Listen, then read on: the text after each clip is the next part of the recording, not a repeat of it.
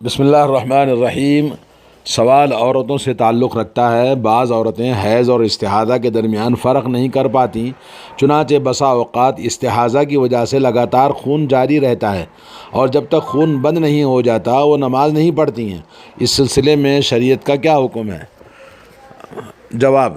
الحمدللہ، حیض وہ خون ہے جو عموماً ہر ماہ دستور الہی کے مطابق عورتوں کے رحم سے جاری ہوتا ہے، جیسا کہ رسول اللہ صلی اللہ علیہ وسلم کی صحیح حدیث میں مذکور ہے، اور استحاضہ وہ خون ہے جو عورت کے رحم کے اندر کسی رگ میں فساد اور خلل پیدا ہو جانے کی وجہ سے جاری ہوتا ہے۔ اس سلسلے میں مستحاضہ عورت کے 3 حالتیں ہیں۔ نمبر 1، اگر اسے پہلی بار یہ خون آیا ہے، یعنی پہلے سے اس کی کوئی اپنی عادت نہیں،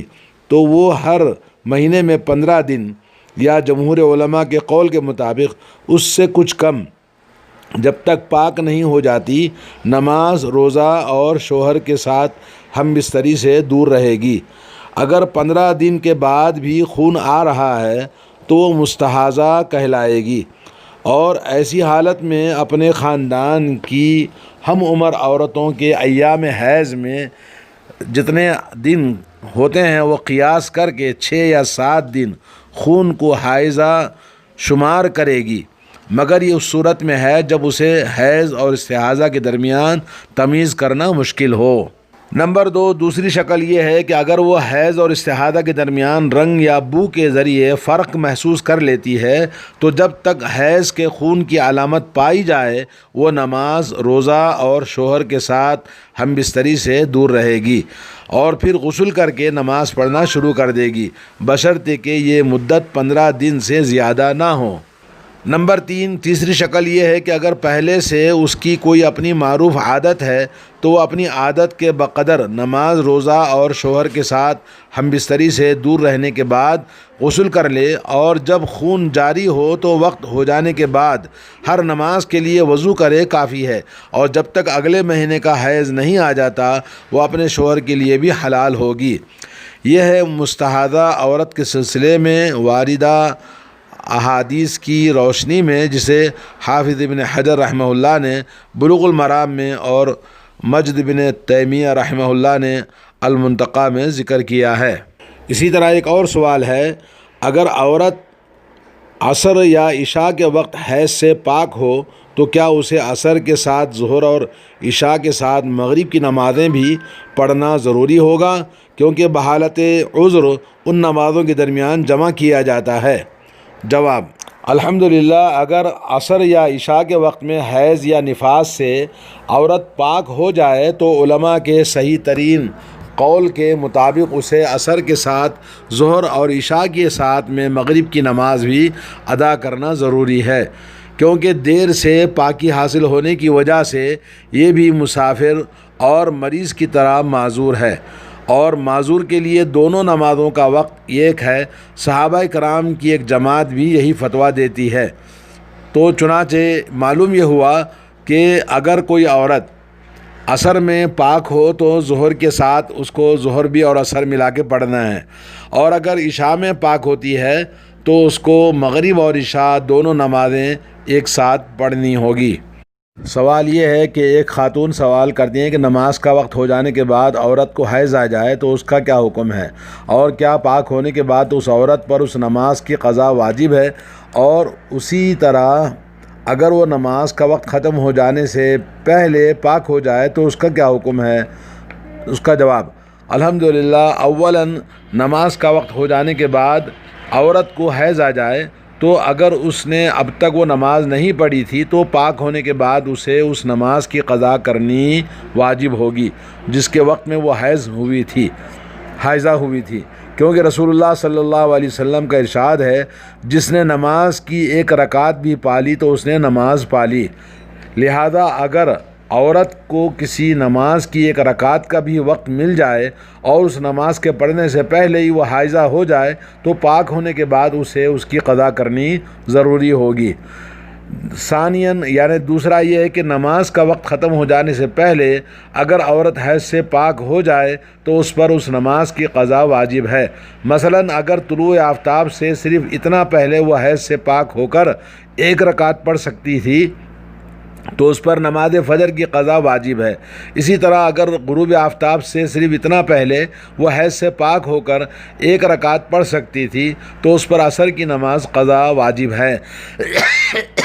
اور اسی طرح سے اگر نصف رات مکمل ہونے سے صرف اتنا پہلے وہ حیض سے پاک ہو کر ایک رکعت پڑھ سکتی تھی تو اس پر عشاء کی نماز قضا کرنا واجب ہے، اور اگر نصف رات کے بعد پاک ہو تو اس پر عشاء کی نماز واجب نہیں، البتہ وقت ہو جانے پر فجر کی نماز پڑھنا واجب ہے۔ اللہ تعالیٰ سبحانہ کا ارشاد ہے فَإِذَا اطْمَأْنَنْتُمْ فَأَقِيمُوا الصَّلَاةَ إِنَّ الصَّلَاةَ كَانَتْ عَلَى الْمُؤْمِنِينَ كِتَابًا مَوْقُوتًا، سورہ نساء آیت نمبر 103۔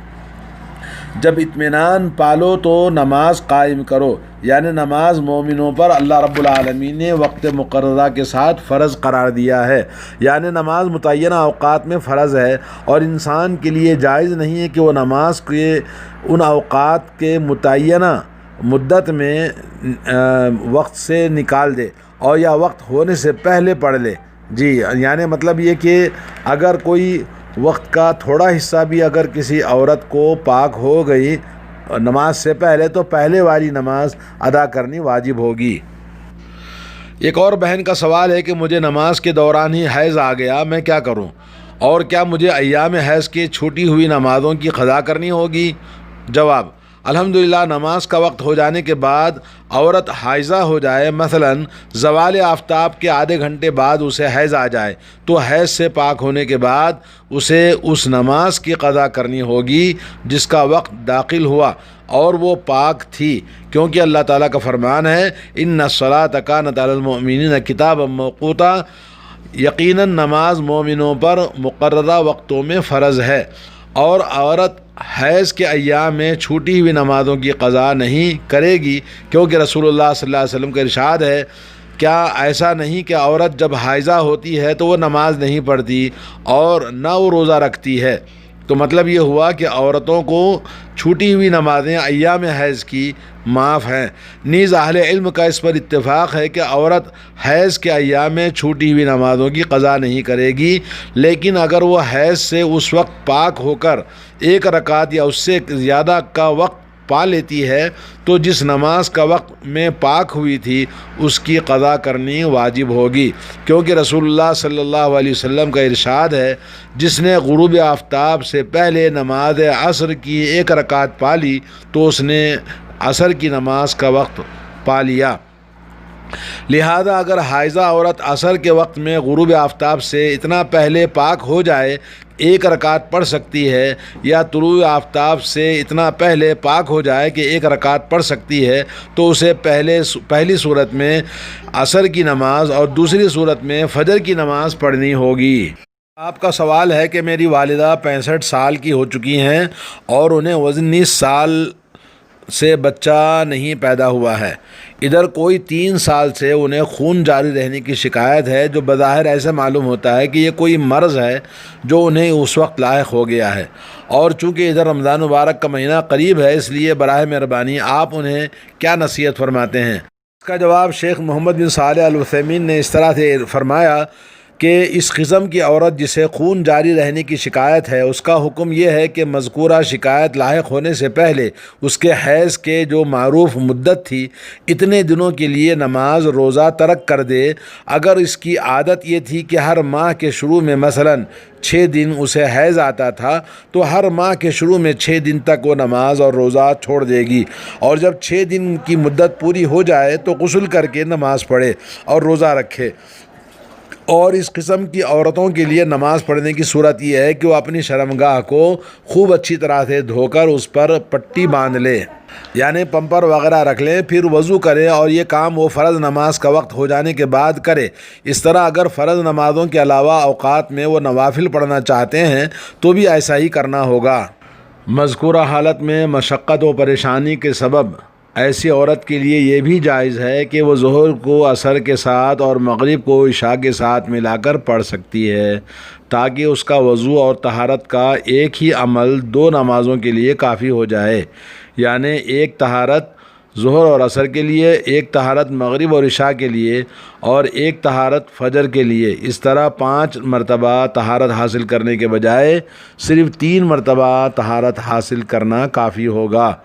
اس مسئلے کی میں پھر سے وضاحت کرنا چاہتا ہوں کہ مذکورہ عورت جب طہارت حاصل کرنا چاہے تو اپنی شرمگاہ کو اچھی طرح دھو لے اور اس پر کپڑا وغیرہ کی پٹی باندھ لے، یعنی پمپر وغیرہ رکھ لے تاکہ نکلنے والا خون ہلکا ہو جائے، اور پھر وضو کر کے نماز پڑھے۔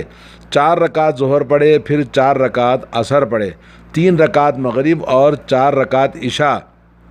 اور 2 رکعت فجر، یعنی ان نمازوں میں وہ قصر نہیں کرے گی،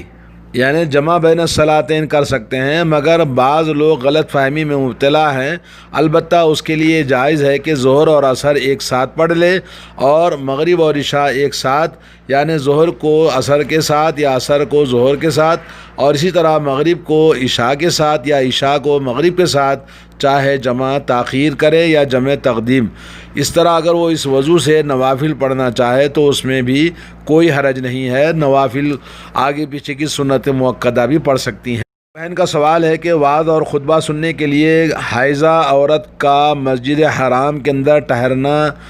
کیسا ہے؟ جواب: حالت حیض میں عورت کے لیے مسجد حرام یا اس کے علاوہ کسی بھی مسجد میں ٹھہرنا جائز نہیں، البتہ مسجد سے گزرنا اور اس سے ضرورت کا کوئی سامان لینا جائز ہے، جیسا کہ رسول اللہ صلی اللہ علیہ وسلم نے حضرت عائشہ رضی اللہ تعالی عنہا سے جب مصلی طلب فرمایا تو انہوں نے جواب دیا کہ مصلی مسجد میں ہے اور وہ حالت حیض میں ہیں، تو آپ صلی اللہ علیہ وسلم نے فرمایا تمہارا حیض تمہارے ہاتھ میں نہیں لگا ہوا ہے، لہذا اگر حائضہ کو یہ ڈر نہ ہو کہ مسجد میں خون ٹپک سکتا ہے تو اس کے لیے مسجد سے گزرنے میں کوئی حرج نہیں، لیکن بیٹھنے کا ارادہ سے اس کا مسجد میں داخل ہونا جائز نہیں۔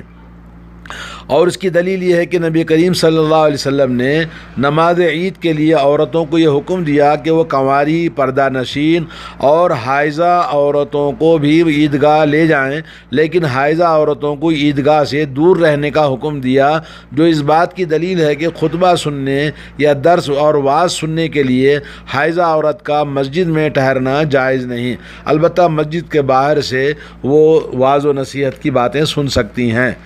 السلام علیکم ورحمۃ اللہ وبرکاتہ۔